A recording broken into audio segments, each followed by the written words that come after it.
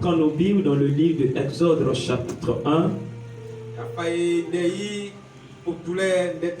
Pour ceux qui étaient là le dimanche, vous avez vu que nous avons lu Exode au chapitre 17 à partir du verset 1 à 16. Est-ce que quelqu'un a pu méditer ce livre de Exode durant toute la semaine? Qui a pu lire Exode? Qui a eu juste le temps de prendre le livre et de le lire? Vous voyez mes fils et mes filles spirituelles, mes enfants dans la foi.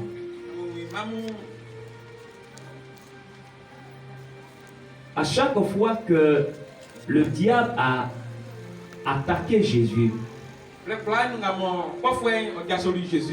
regardez-moi ici, Jésus ne lui a jamais dit au nom de mon Père, sors ou va-t'en loin de moi. Jésus lui a toujours dit, il est écrit. Dis à ton frère, il est écrit. Dis-lui, il est écrit. Si vous êtes dans la maison de Dieu, que vous ne vous appropriez pas les Saintes Écritures,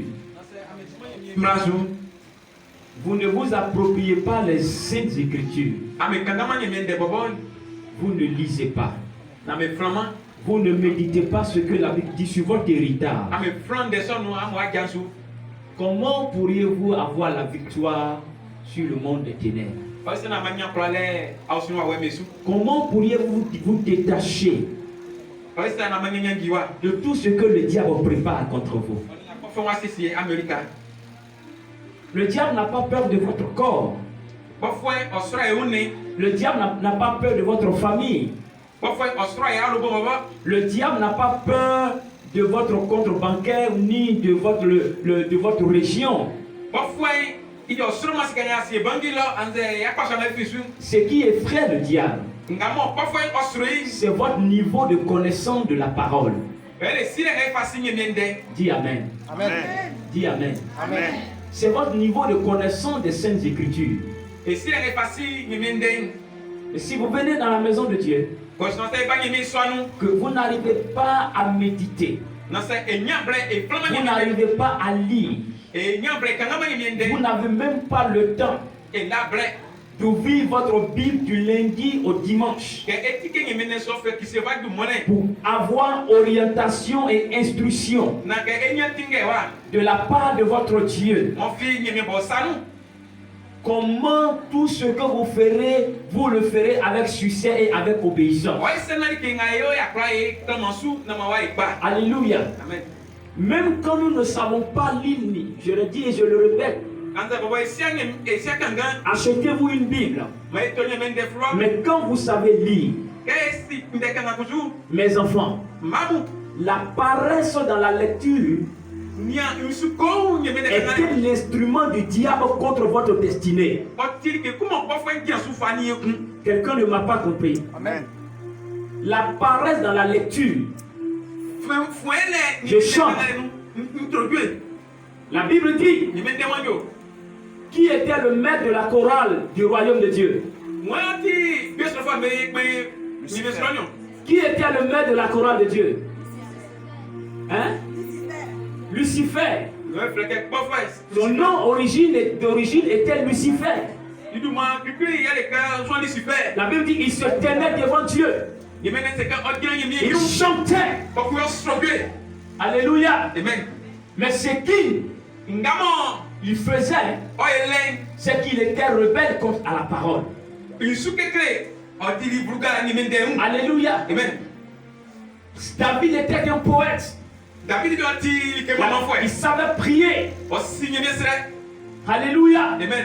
Mais ce qui donne du tonus à votre prière, souvenez-vous des enfants de Sheba, des apôtres. La Bible dit qu'ils ont pris un homme qui était possédé. Ils ont enfermé l'homme dans la maison, dans une chambre. Ils ont dit à cet homme, au nom de Jésus que Paul prêche, Esprit sort. L'homme en qui était l'esprit les a regardés de haut jusqu'en bas et il leur a dit, je sais qui est Paul et je connais Jésus, mais vous, qui êtes-vous pour me donner ordre de quitter ce corps? Ils n'ont même pas pu dire à l'esprit, nous sommes les enfants de Dieu, parce qu'ils ne connaissaient pas l'autorité qu'ils avaient.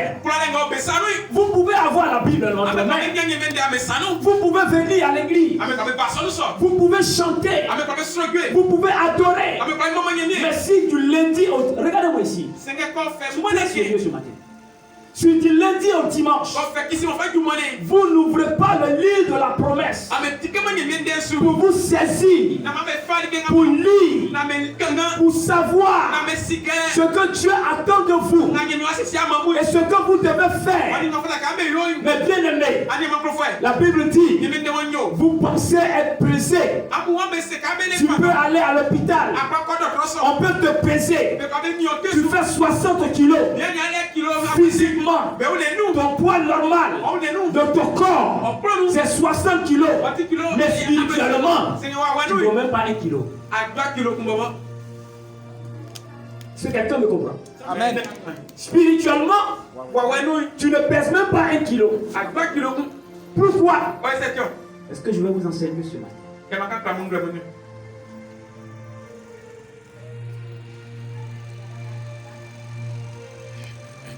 Je ne vais pas lire le verset, allez le lire à la maison. Mais nous allons lire simplement ce matin Jean chapitre 4. En nous appuyant déjà sur ce qu'on a déjà lu sur les Rephidim. Voilà l'histoire d'une femme. Jean chapitre 4 verset 1. Tout le monde a trouvé? On a trouvé Jean chapitre 4 verset 1.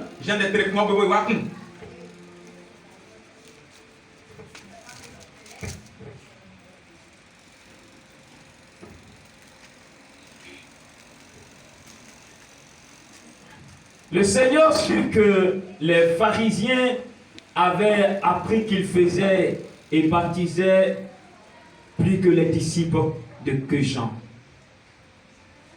Toutefois, Jésus ne baptisait pas lui-même, mais c'était ses disciples. Alors, il quitta la Judée et retourna, en Galilée. Comme il fallait qu'il passât par la Samarie, il arriva dans une ville de Samarie nommée Sichar, près du champ que Jacob avait donné à Joseph pour son fils. Là se trouvait plutôt le puits de Jacob. Jésus, fatigué du voyage, s'était assis au bord du puits. C'était environ la 6e heure. Une femme de Samarie vint puiser de l'eau. Jésus lui dit, donne-moi à boire. Car ses disciples n'étaient pas là, étaient allés plutôt à la ville pour chercher des vivres. La femme samaritaine lui dit, comment toi qui es juif, me demandes-tu à boire à moi qui suis une femme samaritaine? Les Juifs, en effet, n'ont pas de relation avec les Samaritains.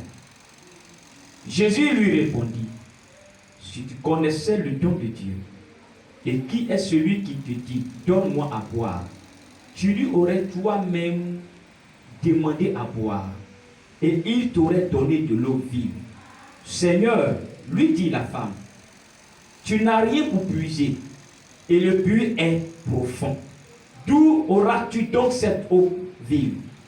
Est-ce que tu es plus grand que notre père Jacob, qui nous a donné ce puits, et qui en a lui-même bu lui-même, ainsi que ses fils et ses troupeaux? Jésus lui répondit, quiconque boit de cette eau aura encore soif. Mais celui qui boira de l'eau que je lui donnerai n'aura jamais soif. Et l'eau que je lui donnerai deviendra en lui une source d'eau qui jaillira jusqu'à la vie éternelle. Parole de Dieu. Après, tu peux jouer dessus. Mes enfants, maman, est-ce que frères et sœurs en Christ,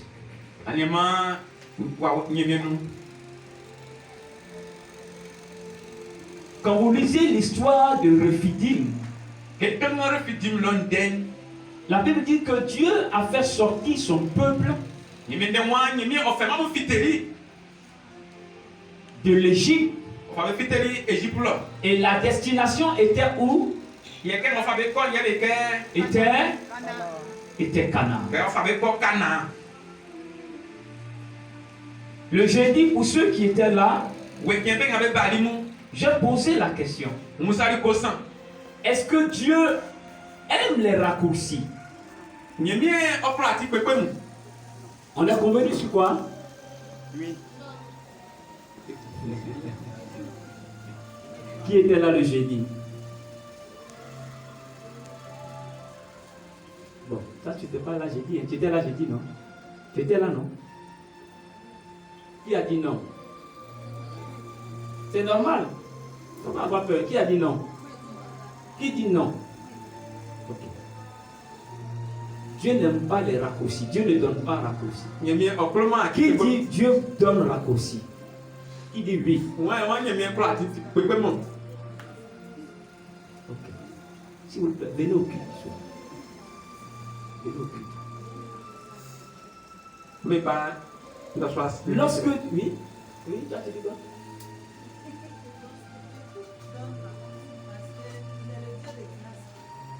D'une grâce. Vous savez, dans la marche d'Israël, il est arrivé souvent que Dieu a fait des chemins très longs. Et il est arrivé souvent que Dieu a donné des raccourcis. Lorsque les enfants d'Israël sont arrivés devant la mer Rouge, la solution pour traverser était de continuer carrément la mer. Mais ça allait être très long. Or, les gens les poursuivaient pour les détruire. Il fallait que Dieu leur donne un raccourci. Et le raccourci était où? Était de fondre la mer. On est convenu le jeudi. À chaque fois que Dieu présente un raccourci à l'un de ses enfants, c'est simplement pour glorifier son nom dans la vie de cet enfant. Si Dieu te fait passer par un raccourci, c'est simplement que Dieu veut glorifier son nom en toi. Que tu voies et que tu saches que ce que tu viens d'avoir ou la victoire que tu viens d'avoir, ce n'est pas ton effort, ce n'est ni ta connaissance, ce n'est ni ton niveau intellectuel, mais c'est une grâce. Alléluia. Amen. Et que à chaque fois que tu seras dans une difficulté, à chaque fois que tu auras une difficulté devant toi, il faudra que tu te souviennes de la grâce que Dieu t'a faite et que tu t'appuies sur ce que Dieu a déjà fait pour dire Seigneur, tu es le Dieu qui a ouvert la mer Rouge pour moi. Lorsque je ne le méritais pas, alors je crois que cette montagne, ce problème, cette situation, cette maladie qui est devant moi, si tu as divisé la mer hier, tu es capable de la détruire. Alléluia. Amen. Donc Dieu nous donne un raccourci simplement pour glorifier son nom. Ce n'est pas le chrétien lui-même qui se fabrique et qui cherche des raccourcis. Amen. Amen. La deuxième des choses, Dieu n'a pas dit à Moïse, je vais sortir mon peuple de l'Égypte pour l'amener dans le désert. Il dit, je les amène où? terre promise. À la terre promise. Ou à Canaan. Prêchez avec moi. Il les amène à Canaan. Ils vont faire encore Canaan. mes fils et mes filles. Moi, je suis Abraham. Dieu ne nous fait pas sortir du monde, Il me fait du maraboutage, des rituels de famille, des adorations païennes, de tout ce que les parents ont fait autrefois. Dieu ne nous fait pas sortir de ces choses pour nous faire souffrir.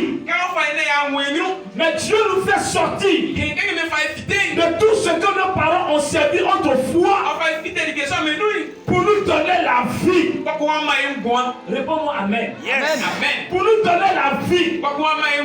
Non pas la vie dans le corps, mais la vie éternelle. La vie éternelle. Parce que Dieu sait que ni les fétiches, ni les rivières sacrées, ni les bois sacrés, ni les rituels, ni les sacrifices, ni les génies, ni nos ancêtres qui sont morts, qu'on fasse des libations pour les invoquer, non la capacité, non la possibilité de nous donner la vie. Mais Dieu nous fait sortir pour nous donner la vie. Amen. La vie en abondance. Alléluia. La vie éternelle. La vie dans le ciel. Amen. La vie dans notre corps. Amen. Afin que nous voyons qu'il y a une différence entre Jésus-Christ et les adorations païennes. Il y a une différence entre Jésus-Christ et le fétiche. Il y a une différence entre Jésus et les rituels. Yes. Aucun rituel n'a la capacité de t'amener dans ta destinée. Aucun rituel ne peut t'accorder la sécurité. J'espère que quelqu'un me comprend ce matin. Aucun rituel, quelle que soit la renommée du féticheur, il n'est pas capable de te donner la vie. Alléluia. Il n'est pas capable de sécuriser ton avenir. Il n'est pas capable de sécuriser ton foyer. Il n'est pas capable de sécuriser tes enfants. Le seul vrai protecteur, le Dieu par excellence, le Dieu divin. David l'appelle le rocher de mon âme. David l'appelle mon bouclier, mon protecteur. C'est Jésus-Christ. Soyons convaincus de cela. Mais lorsque Dieu te fait sortir du monde, je veux rectifier quelque chose. Il faille véritablement que tu sortes du monde. Regarde ton frère, dis-lui sort. Tu appelles le loup. Sors réellement. Parce que bien aimé, on peut être à l'église. On vient à l'église. Mais on peut ne pas être sorti du monde. Amen. La preuve.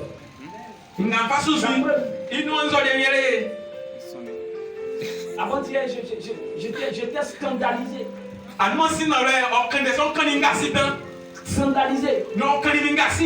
Quand je vois des chrétiens qui pleurent parce qu'ils ne peuvent pas faire leur anniversaire. Il n'est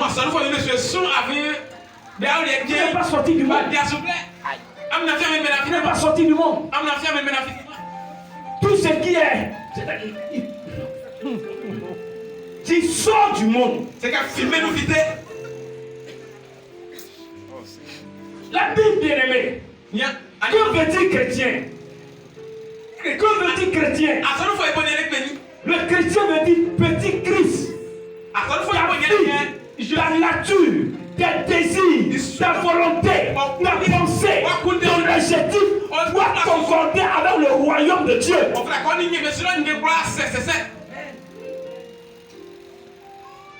Vous savez pourquoi Dieu fait passer Israël par le désert? Dieu pouvait les faire sortir de l'Égypte et les prendre un quête privé. Mettre tous les enfants d'Israël dans un quête. Et puis les prendre pour passer, survoler tout le désert et les déposer à Canaan directement. Bravo. Dieu pouvait faire une hache comme l'arche de Noé, mettre des purées en bas, mettre un moteur, et puis rouler. Quand vous allez ouvrir la portière, vous êtes déjà à Canaan. N'avait-il pas la possibilité de le faire? Soyons d'accord. Dieu n'a-t-il pas? Mais pourquoi Dieu les fait marcher? Il dit marcher. Alléluia. Amen.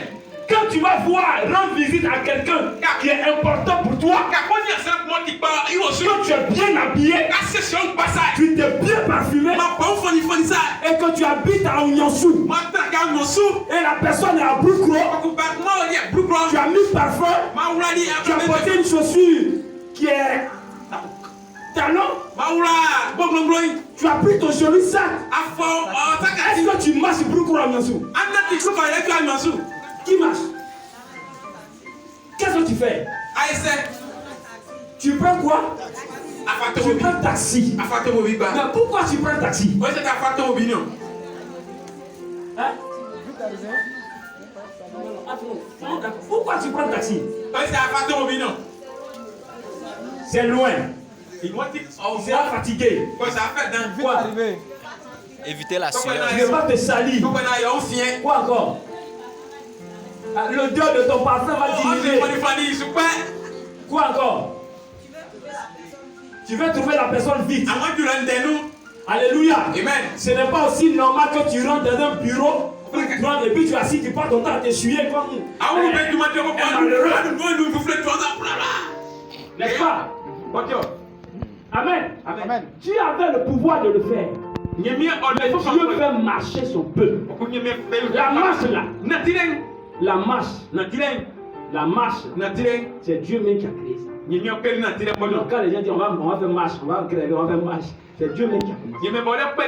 Dieu a commencé à faire marcher son peuple. Pourquoi? Marcher te fait transpirer. N'est-ce pas? Marcher peut faire disparaître l'odeur de ton parfum. Marcher peut salir tes habits. Peut salir tes habits. Marcher peut te retarder par rapport à ce que tu dois faire. Mais Dieu demande à son peuple de marcher. Alléluia. Parce que celui qui marche avec le Seigneur est celui qui emprunte un cheval. Le cheval de Satan. Celui qui marche avec Jésus arrivera certainement avant celui qui est assis sur le cheval du diable. Amen. Mais bien aimé, le but du désert, la Bible nous a fait 40 ans. Le but du désert, j'espère que vous me suivez. Amen. Est-ce que vous me comprenez? Amen. Le but du désert, c'est la vie des chrétiens, dans la vie d'Israël. Dieu les fait passer par là parce que Dieu voulait séparer quelque chose. Le corps de l'homme est composé de 3 parties. Premièrement, c'est quoi? L'homme. L'homme est composé de 3 parties. Ce qu'on voit, le corps. Après le corps, il y a quoi? Il y a l'âme. Et en trois posé, il y a quoi? Il y a l'esprit. Donc l'être humain est composé de 3 parties. Corps, âme et esprit. N'est-ce pas? Chacune de ces parties en nous a une importance pour Dieu. Le corps, nous l'entretenons. On le lave. Alléluia. Amen. Le corps Il se salit. On lave le corps. La preuve, il y a toutes sortes de savons pour laver le corps. Le jeudi, je l'enseigne, il y a toutes sortes de savons. Si ton corps ne supporte pas les savons parfumés, tu peux prendre autre chose. Il y a d'autres qui leur corps là. Ça ne supporte pas si ce n'est pas Kamakuru. Leur corps avec Kamakuru, ça supporte. Il peut se laver avec Kamakuru. Donc se lave aussi avec savon, même dans la pharmacie. Donc aussi va à la boutique. Mais tous ces savons et ces produits là ne peuvent laver que le corps. Alléluia. Mais quand ton corps est lavé, il reste quoi encore? Il reste quoi? Il reste l'âme. Qu'est-ce qui lave l'âme?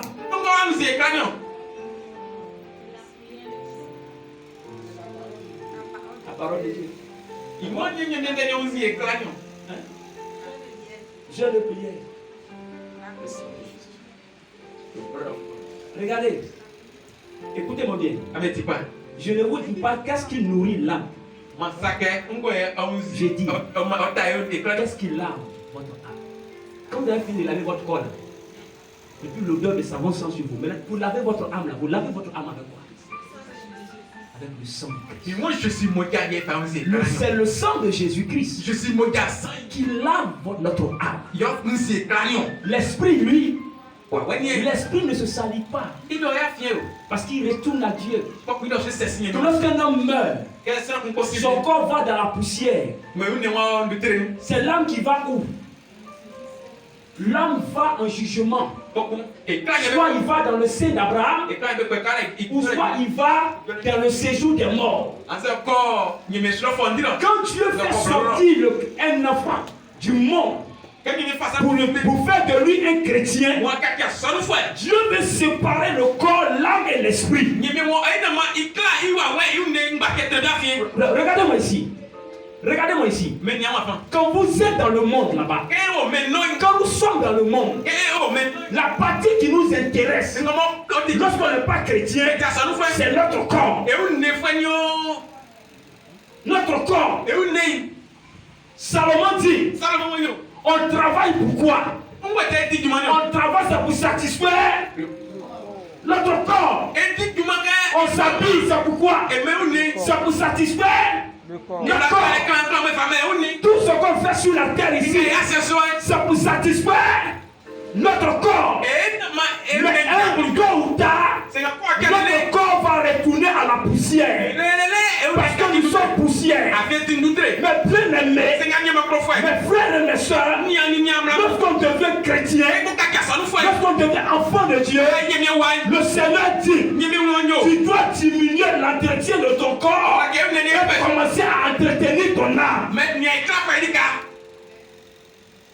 Amen. Malheureusement, dans l'église du 21e siècle, chrétiens de ce 21e siècle, on préfère tous entretenir notre corps et délaisser notre âme.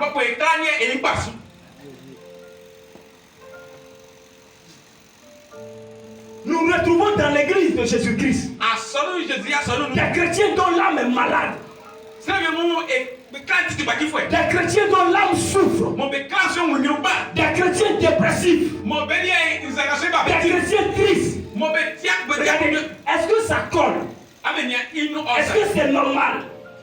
Christ, on dit chrétien, enfant de Dieu, mais qui est triste, enfant de Dieu, mais il est dépressif, enfant de Dieu, il est attristé, enfant de Dieu, il est découragé, enfant de Dieu, il est malade spirituellement.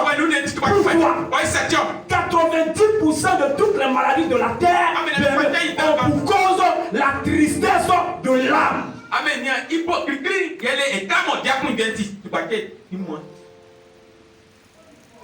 On fait beaucoup de bien à notre corps, mais on s'en fout de notre âme. On n'entretient pas l'âme. La preuve, ce matin, j'ai posé simplement la question: qui a lu? Qui a lu depuis le dimanche, qui a lu le verset? On n'a pas lu.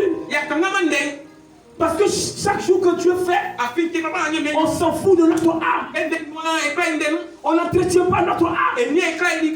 Dieu bien-aimé veut séparer le corps de l'âme. Le chrétien, dans la vie d'un chrétien, ce qui doit être au-dessus, ce n'est pas son corps, mais c'est son esprit et son âme. Le corps doit venir en dernière position.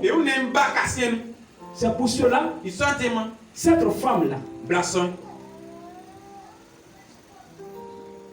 cette femme, elle a quitté sa maison. Elle vient au puits. Lorsqu'elle arrive au puits, elle rencontre un monsieur. Vous me suivez? Vous me suivez? Elle rencontre un monsieur.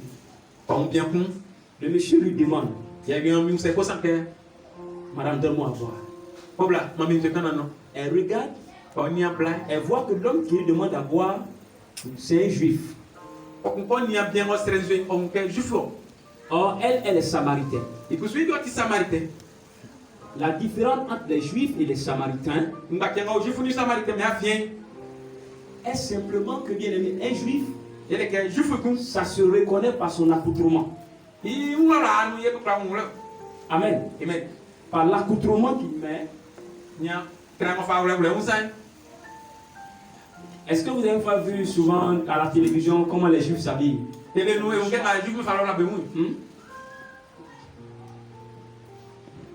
Vous allez les voir, oui, Diacre, tu en as vu? Oui, oui, qui a une fois vu un juif? L'habillement des juifs? Vous allez voir toujours les juifs, ils sont beaucoup dans des toches, ou bien le costume est très long, et il y a des costumes qui sont longs comme ça. Vous allez voir un juif, ils ont toujours un chapeau. Qu'ils soient rabbins, non, ils ont toujours un chapeau sur la tête, des petits chapeaux comme ça. Mais ils ont un habillement de façon particulière qui les distingue. Les Samaritains, c'est les nations qui sont venues habiter au milieu des Juifs.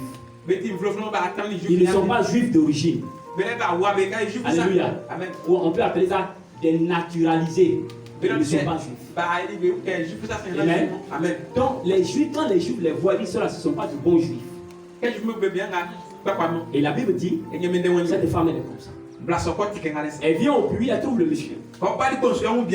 Le monsieur lui dit, donne-moi à boire. Elle reconnaît par son habillement que c'est un juif. Elle connaît la loi. Elle connaît la loi.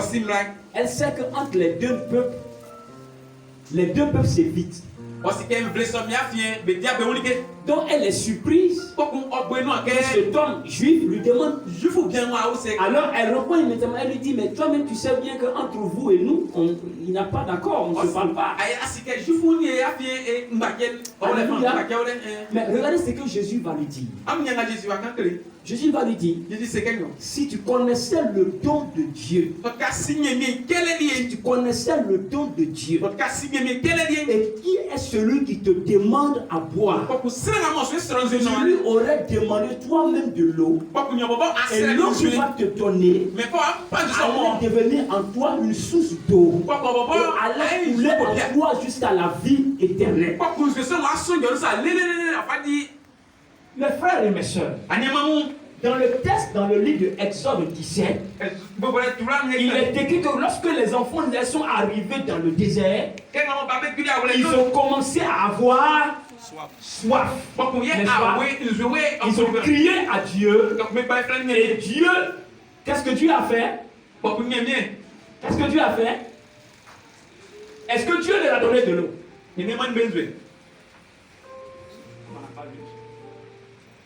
Mais dans le texte, il est écrit, lorsqu'ils ont demandé de l'eau à Dieu, Dieu ne leur a pas montré un puits.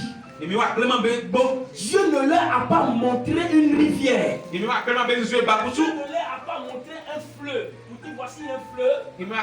Vous devez prendre l'eau dans le fleuve. a simplement montré un rocher. Amen. Amen. Dieu leur a simplement montré un rocher. Gloire à Dieu. Amen. Dieu leur a simplement montré un rocher. Dieu leur a simplement montré un rocher. Alléluia. Dieu leur a simplement montré un rocher.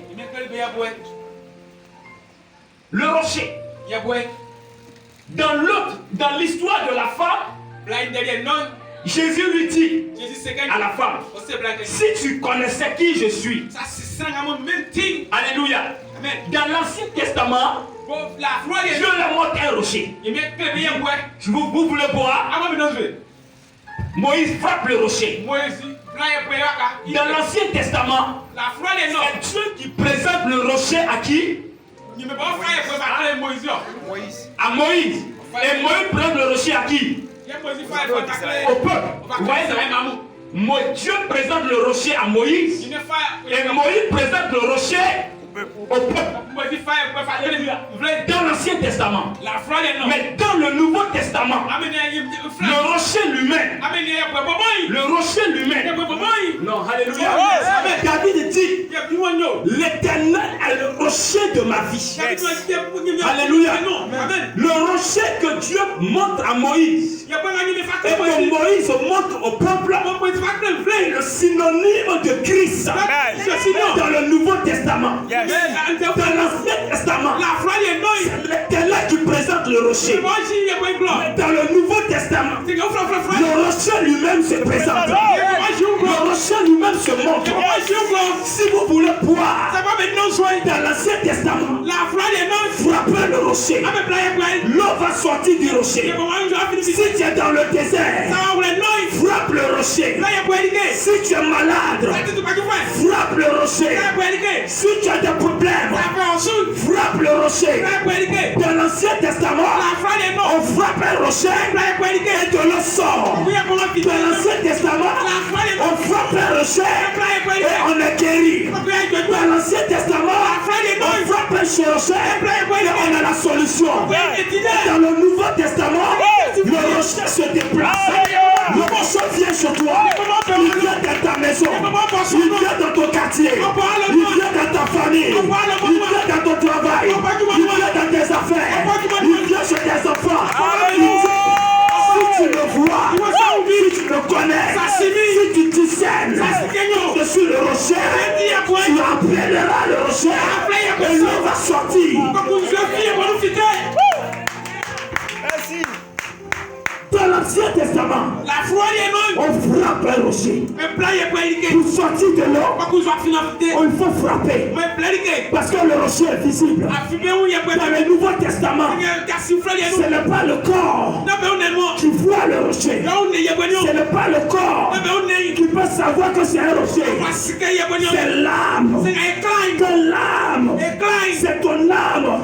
Tu dois discerner que lui, celui-là, ce n'est pas n'importe qui. Mais c'est le rocher d'Israël. Le rocher de l'autre côté, il est ici. Il est devant moi. Si mon âme est réveillée, si mon âme est en Dieu, je discerne, je vois. Malheureusement, nous sommes à l'église et nous sommes aveugles. Beaucoup de chrétiens sont assis dans l'église.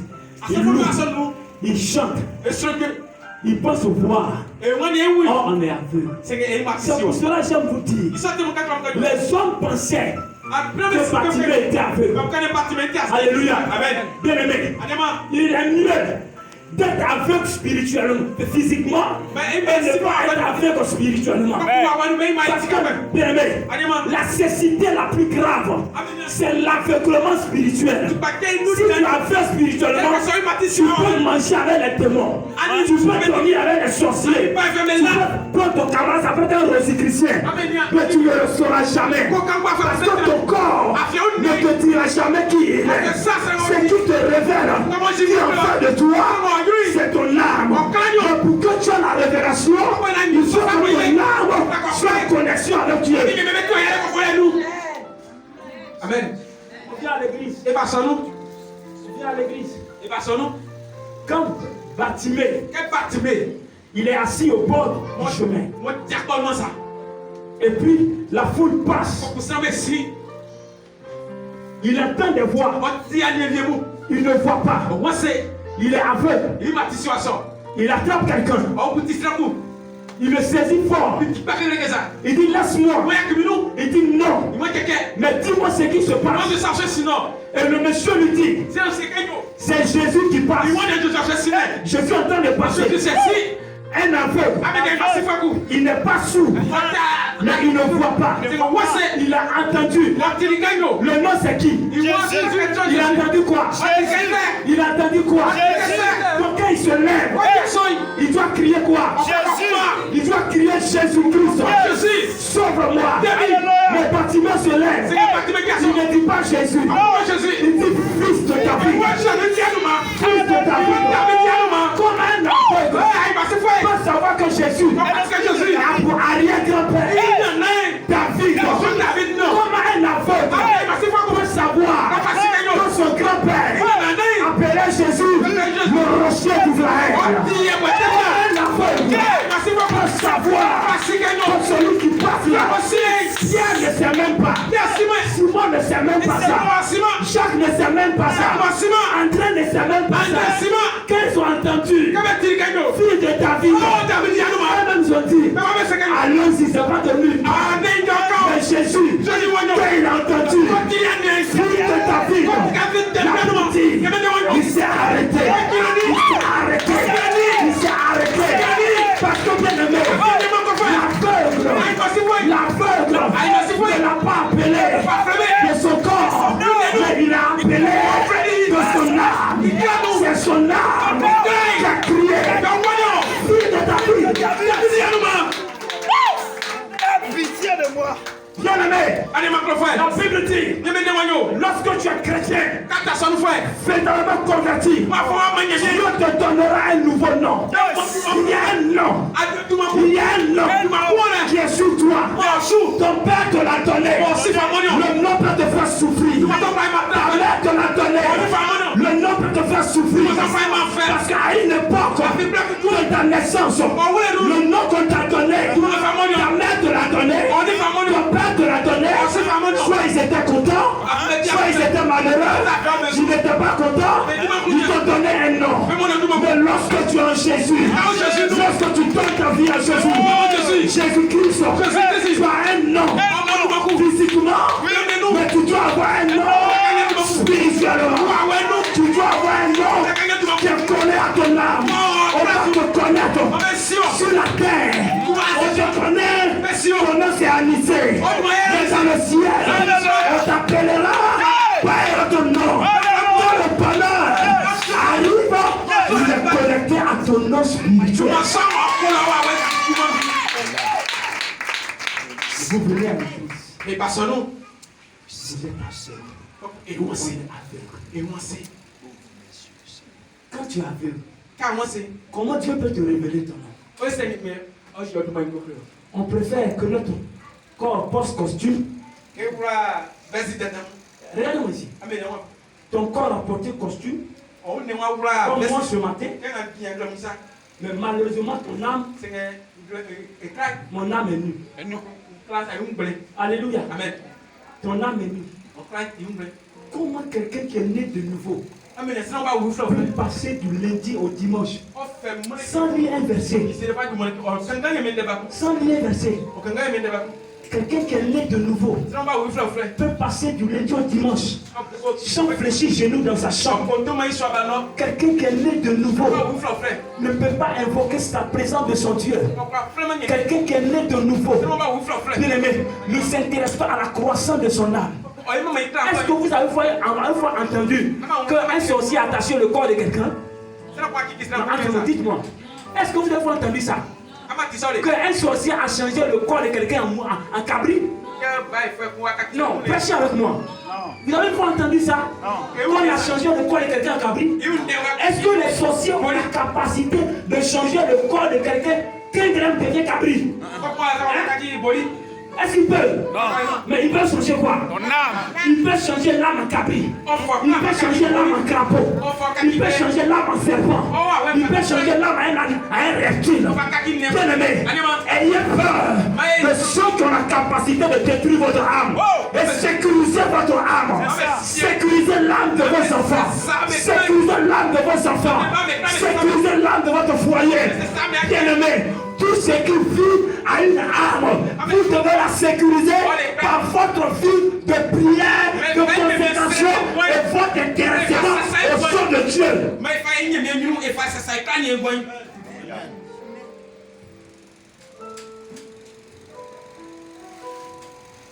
Alléluia.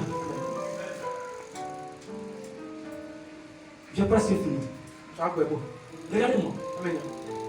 Qu'est-ce qui fait la différence entre le chant chrétien et le chant du monde et le chant du monde?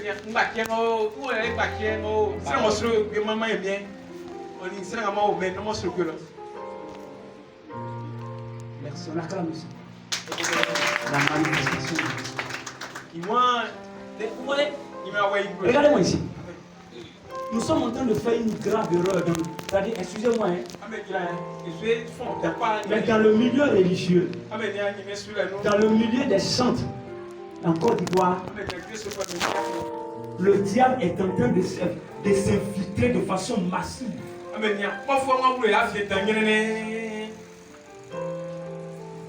Il y a une chanson, il y a un jeune qui chante. Moi, je ne connais pas bien son nom. KS. KS. KS Blue. KS Blue. Qui le connaît? Tout le monde le connaît. Est-ce qu'on n'aime pas ces chants? Est-ce qu'on n'aime pas les chants? On aime. Disons-nous la vérité. Ah, j'aime ça. Voilà. On aime les chants. Il y a une chanson, il chante, il dit Dieu ne joue jamais. Hein? Où il dit Jésus il peut faire quoi? Dieu peut faire ton papa, un truc comme ça. Un jour, on l'a interrogé sur un plateau.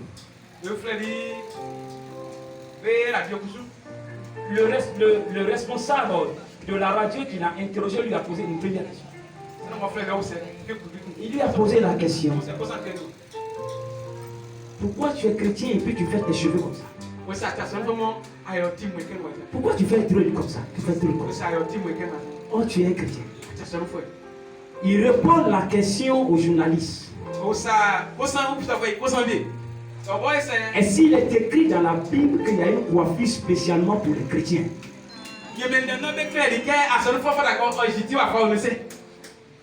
Je vous pose la question. Est-ce que dans la Bible, il est écrit qu'il y a un verset qui dit voici la coiffure que les chrétiens doivent faire et voici la coiffure que les chrétiens ne doivent pas faire? Non. Le journal le regarde et il dit oui, c'est vrai, j'ai raison, il n'y a pas. Il approfondit.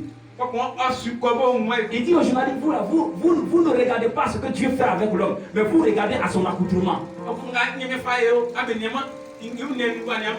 Et ça fait un boom sur les réseaux sociaux. Les gens étaient contents. Oui, c'est vrai, ça c'est bon, mais il a raison. Mais ce qu'on oublie, l'apôtre Paul dit, tout m'est permis. Mais quoi? Tout n'est pas. Ma vie, la vie du chrétien doit être un exemple pour le monde. Au travers de ta vie, en te regardant, le monde doit être édifié de qui tu es. Le monde doit être édifié. On amène ça dans l'église. Attends, bien aimé, c'est notre corps qui bouge. Notre corps bouge. On danse. Mais notre âme n'est pas touchée. Parce qu'on ne change pas. Quand tu as fini de donner, tu as changé. Jésus veut le changement de l'âme. Jésus veut que tout notre corps, notre âme soit tournée vers lui. Bien aimé, quand Constance chante, Et mon Constance soulevé, les gens pleurent. Ça me sou. Bravo. Yes. Antonio, écoutez-moi. Quand Constance chante, Quand Constance soulevé, les gens coulent.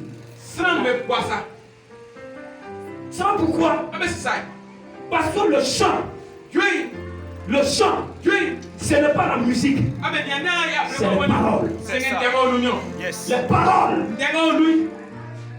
Les apôtres ont dit à Jésus, À côté de Paul, tu as les paroles de la vie. tu vois les démons mangois. Tu as les paroles. Ils n'ont pas dit tu as le rythme. Parce Tu as la musique. Parce Donc tu as la parole. tu vois les démons mangois. Parce que ce qui libère l'âme, c'est la parole. Ah mais les moments déclarent les démons. Ce qui fait que les larmes coulent dans les yeux, c'est la parole. C'est la parole qui libère. La parole transforme. Jésus dit, elle divise Joël et Moël. Elle divise le monde et l'église. La parole. Si votre âme n'est pas touchée, vous ne pouvez pas chercher Dieu. Si votre âme n'est pas touchée, vous ne pouvez pas prier. Si votre âme n'est pas touchée, vous ne serez pas guéri. Jésus ne guérira jamais votre corps, sans guérir votre âme. L'âme est malade. L'âme doit être guérie. Jérémie dit, c'est pas ce qui est précieux, que ce qui est vil.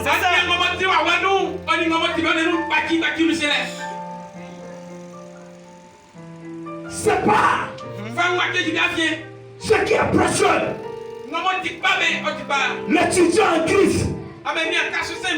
L'étudiant en Christ. Même dans l'amphi. C'est ça, c'est l'amphi, non? C'est l'amphi, non? Même dans l'amphi. Quand on le voit, on voit le royaume de Dieu. On voit Dieu dans la salle. Le commerçant, la vendeuse au marché. Quand on la voit, on voit le royaume de Dieu. L'élève qui est en Jésus. Quand on le voit, on voit le royaume de Dieu. Le chrétien, l'enfant de Dieu, partout où il va, à l'école, au travail, dans la salle, quand il se déplace, le rocher se déplace.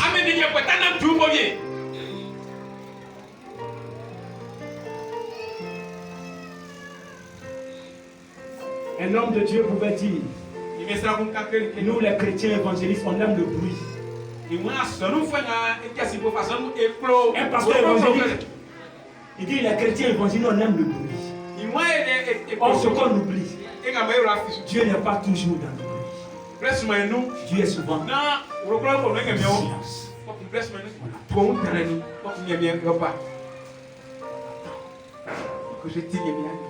L'âme a soif. Regardez, tu as un thermomètre spirituel. Tu as un thermomètre spirituel. On va mesurer la taille, la température, même avec une balance le poids de notre âme. Et puis Satan rit. Entre nous, regardez-moi ici. Qui a une fois vu de sa vie un démon chaque veut dire, vous me quittez là. Quelle va c'est ça là? Sors, sors. Et puis dit, est-ce que tu me connais même? Non, c'est une voix bizarre. Merci. Merci.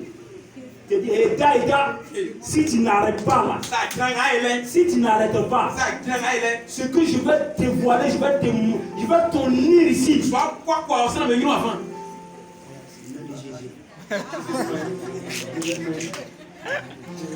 Moi-même, j'étais venu vous aider.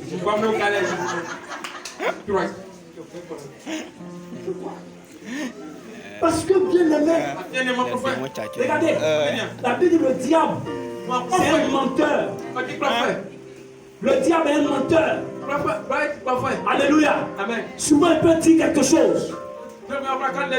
Et toi, tu peux lui dire, tais-toi au nom de Jésus-Christ. Mon nom Jésus, Mais Mais nous, quand Satan dit ça, les comme nous, on sait qu'on n'est pas clair.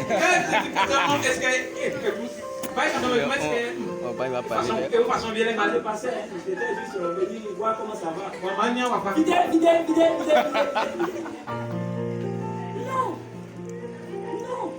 Ce n'est pas la puissance de la foi qui chasse le démon. C'est la puissance de ton âme. Ton âme qui est connectée. Cette femme-là, son âme a soif. Son âme a soif.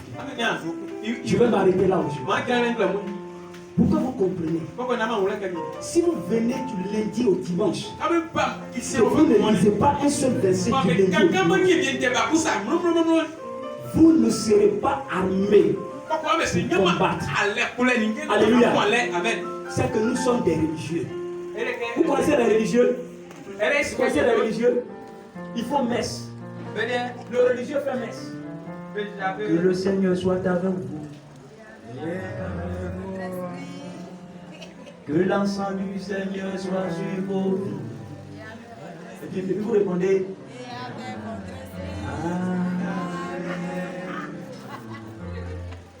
Ça, le diable, il aime ça beaucoup. On va s'attaquer après. Parce que vous ne le dérangez pas, non, lui aussi ne vous dérange pas. Chacun est dans son coin dans la maison.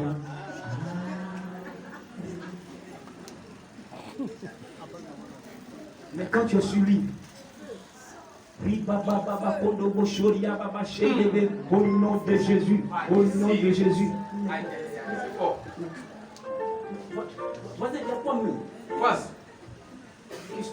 Quand tu vas dans la cour, au nom de Jésus, elle a prié. Elle a prié. Elle a prié. Alléluia. Alléluia. J'ai compris une chose. Celui qui prie beaucoup se plaint moins. Celui qui prie beaucoup là, il se plaint moins. Celui qui se plaint beaucoup, il prie peu. Il prie peu. Mais celui qui prie celle qui prie, elle se plaint moins parce que Dieu devient une source. Dieu devient une source. Oh yes. Nourrissons notre âme. Je finis. Qui est couturier ici? Qui fait un métier? À part mon ancien, la couturière l'a levé comme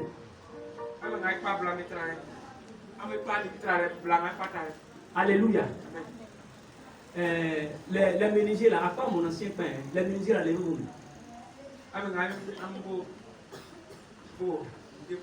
je parle simplement des gens de métier.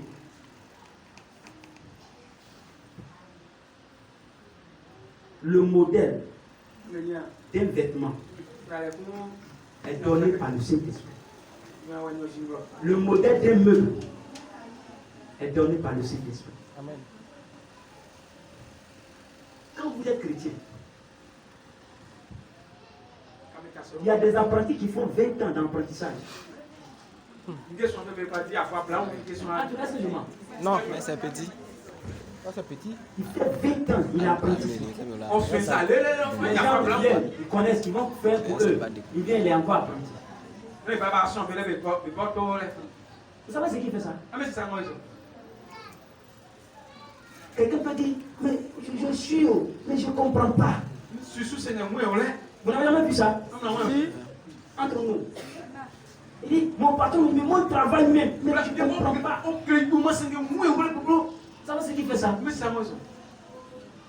Dites-moi, qu'est-ce qui fait ça? C'est spirituel. C'est un esprit. C'est un esprit. Vous voyez des gens? Paresseux. On les met dans le métier. On les met dans le métier. Après 1 an, il ne connaît pas. 2 ans, il ne connaît pas. 3 ans, il ne connaît pas. 4 ans, il ne connaît pas. Patron me dit, ah! Patron.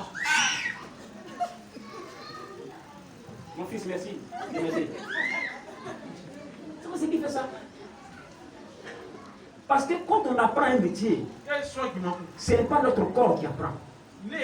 Qu'est-ce qui apprend? C'est l'âme. C'est l'âme qui apprend. C'est l'âme qui apprend. Or, malheureusement, il y a des gens qui vont au travail ou au service ou à l'atelier, ils vont avec leur corps. Et puis leur âme là, ça est ailleurs. Pendant qu'on le parle, il faut suivre là. Il regarde, mais il ne voit pas. Il regarde, mais il ne voit pas. Pourquoi? Parce qu'on ne regarde, on ne voit pas avec les yeux physiques, mais on voit avec les yeux de l'âme. Ce qui retient, c'est l'âme. La preuve. Vous rencontrez, je prends un exemple, voici ma fille Juliette comme ça. Avec avec ma fille Anastasie. Ils sont ensemble, non? 6 ans, ils se perdent de vue. Un jour, quelque part, Anastasie voit Juliette. Et puis, elle la reconnaît même malgré toutes ses années. Julie. Elle se retourne. Bon. Anastasie descend, la prophétie, elle descend de sa voiture.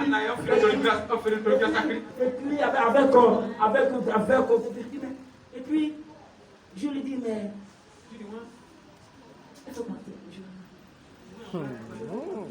Elle dit, mais c'est Anastasie. Anna. Elle cherche où? Quand je. Hein? Elle cherche où? On dit ici dans la chair, on dit ici dans l'esprit. Alléluia. Parce qu'on fait comme ça, on a l'impression que l'esprit c'est tout dans notre tête. Quand on a la chair dans son esprit, l'esprit n'est pas dans notre tête. L'esprit couvre tout notre corps. L'esprit est même dans le pied. Mais comme souvent on fait comme ça, ici dedans, et puis excusez-moi, on parle, c'est un mauvais français, on dit, je chie dans mon esprit, où je la connais même. C'est pas dans l'esprit. Ce qui retient les souvenirs, c'est l'âme. Ce qui retient les émotions, c'est l'âme. C'est l'âme. Même quand on te fait quelqu'un méchant, quand on te dit, ça je vais me venger là. C'est l'âme qui retient. Tout est retenu dans l'âme. C'est l'âme qui ramène ce qui est au fond de toi. C'est l'âme qui la ramène de ta pensée. Alléluia. Amen. Donc quand vous allez, puis on vous montre, et puis vos yeux, les yeux regardent, et puis votre âme n'est pas dessus.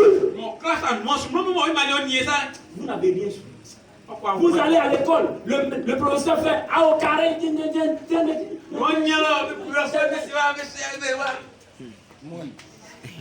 Parce que l'âme ne retient pas. Regardez-moi. Quand l'âme ne retient pas quelque chose, c'est qu'elle a quoi?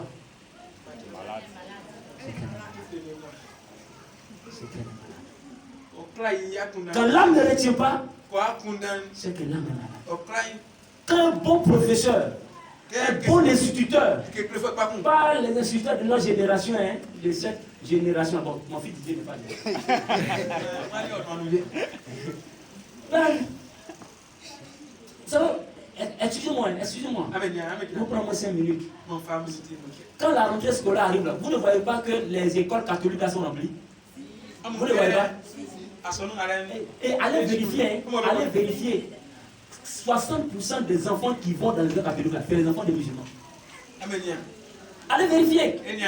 Allez à Saint-Pierre, allez à Saint-André, allez à la cathédrale. C'est les musulmans eux-mêmes qui prennent les enfants pour mettre dans l'école, pour aller les inscrire dans les écoles chrétiennes. Pourquoi? Pourquoi ils ne les inscrivent pas de l'autre côté? Pourquoi ils ne les inscrivent pas là-bas? Hier, Anne et moi, on venait, on a vu une école. Tu as vu l'école là, non? Pourquoi on n'inscrit pas là-bas? Parce qu'ils savent que ces professeurs-là sont sous la couverture de Dieu. Et ils font le travail avec sincérité de cœur. Avec sincérité de cœur. Quand un instituteur, son âme est délivrée, la Bible dit, un homme ne peut donner que ce qu'il a. Si l'instituteur même lui-même, son âme n'est pas en paix. C'est clair en homme. Mais quand il vous apprend quoi? Il vous apprend quoi? Le professeur même son âme n'est pas en paix. Alléluia. C'est pour cela, bien aimé, Prenons conscience que la partie la plus importante dans la vie d'un chrétien, ce n'est pas son corps, mais c'est son âme. Amen. Quand l'âme est touchée par Dieu, le corps fléchit. Yes. Quand l'âme est touchée par Dieu, le corps fléchit. Est-ce qu'une pierre peut terrasser Goliath? Normalement, cette pierre peut terrasser Goliath. C'est Goliath quand même. Quelqu'un qui soulève son âme, son épée, fait 10 kilos. L'épée seulement fait 10 kilos. Mais c'est une pierre. On met sur balance même. Ça ne pèse même pas. C'est ça qui va le tuer. Alléluia. Amen. Quand David lance la pierre, la pierre de David ne touche pas le corps. Mais atteint l'âme. Mes frères, vous donnez conseil à quelqu'un qui ne comprend pas. Vous lui donnez conseil, il ne comprend pas. Vous lui donnez conseil, il ne comprend pas. Vous savez pourquoi? Merci, maman. Quand quelqu'un, son âme est assujettie par un esprit, excuse-moi, hein, ça rentre ici. Ça sort. Ça dit, mais tu as compris ce que je t'ai dit, non? Tu as compris ce que je t'ai dit? Mais quand il dit devant toi, là, je t'ai dit quoi? Parce que son âme est dominée par quelque chose de tout. Amen. Amen.